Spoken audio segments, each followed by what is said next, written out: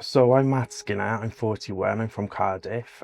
At the moment, I'm like getting back in touch with my creative side. So I was working for a charity for 10 years. I was an employment advisor and I thought I finally find my niche.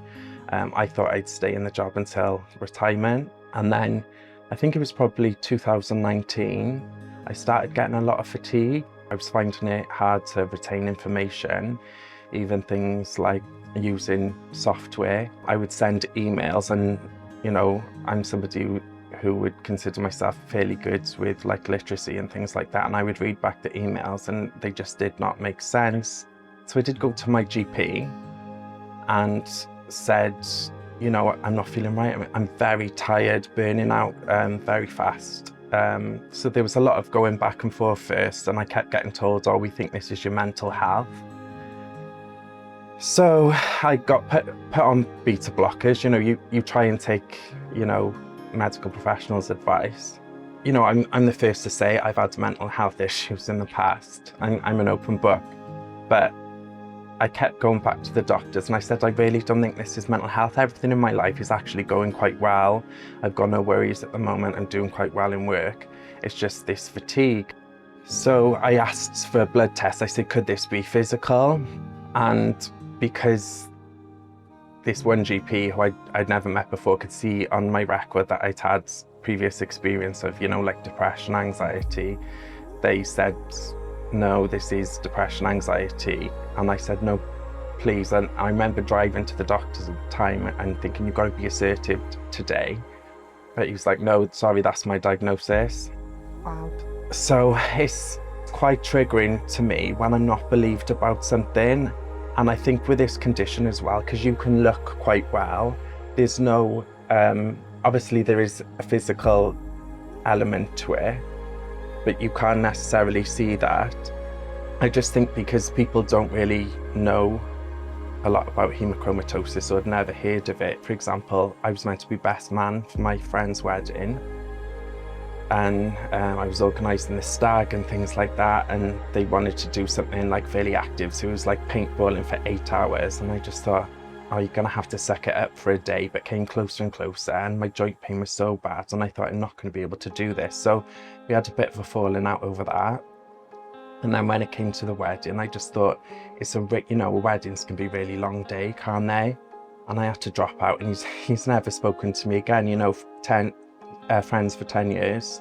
So I just think it's very misunderstood, I guess people don't understand, especially with chronic pain. They're like, well, you were able to do this yesterday. Why can't you do this today? Oh, I think that's the difficult thing, but it's, you can do one thing one day, but, or sometimes friends can see something on social media and thought, oh, well, you were out, you went to like a party, something the other day. They don't realise it had taken me all day to gear myself up to do that. I only stayed maybe for like an hour and then went home, and then that can have a knock-on effect for days then, trying to recover. But the pain, the joint pain, I didn't have it initially, but in the last couple of years, it's gone worse and worse. Some nights I can literally lay in bed and when I say it's the entire of my body, it's in my, my fingertips, it's in my knuckles, it's in my wrists, elbows, knees, toes, and then that can cause lack of sleep.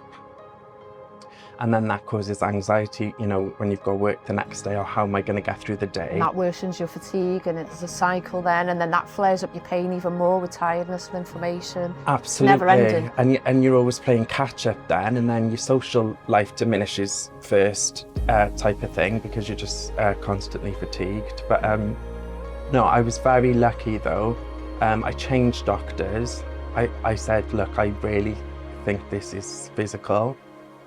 So this doctor, he's my GP now. I've probably had him about 4 or 5 years, and he's fantastic. He did a blood panel test of loads of things and just rang me one day and said, oh yeah, we found out, you've got genetic haemochromatosis. I was like, what's this? Never heard of it.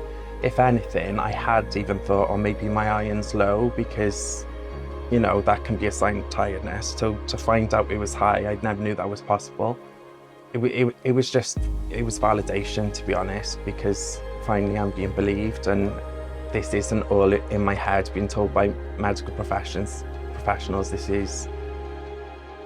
this is part of your anxiety or your mental health. So just massive validation, really.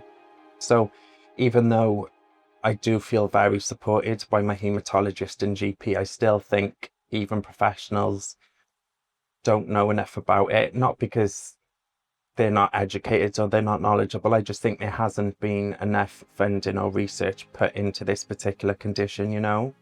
Yeah, I think so many of us suffer with the condition, or at least have one of the genes. It's a shock to me to know that so many people are uneducated and potentially are going to lose their lives as a result of having this condition without knowing a thing about it. How many people could have passed away not knowing they had the condition? It could have been put down to maybe liver disease, or you know, pancreatic disease, but they don't know the cause of where that came from, you know? So I think there's a lot misunderstood. I think the treatments need a lot of updating. I mean, there's only 2 treatments available essentially, which is chelation, which is quite risky in itself, isn't it, sometimes? That's what I've been having treatment-wise, and I've had to come off it because the side effects and things like that are just, they were making me feel worse than the haemochromatosis.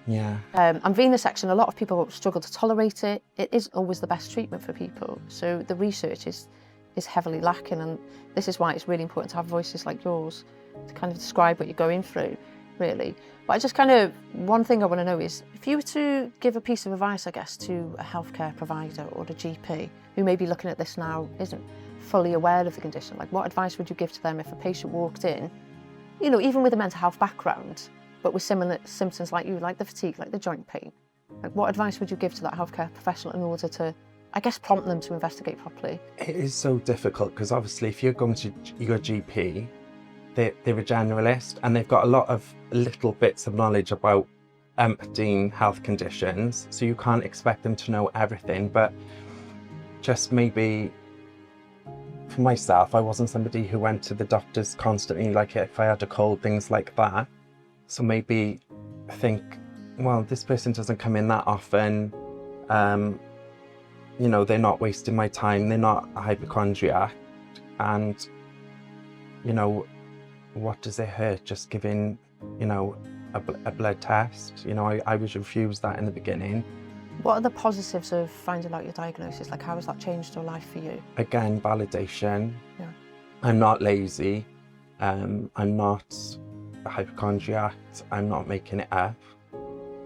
The guilt lifts from having to, you know, maybe not see something through that I've committed to, or having to rest and, you know, take things a bit slower, I think, really.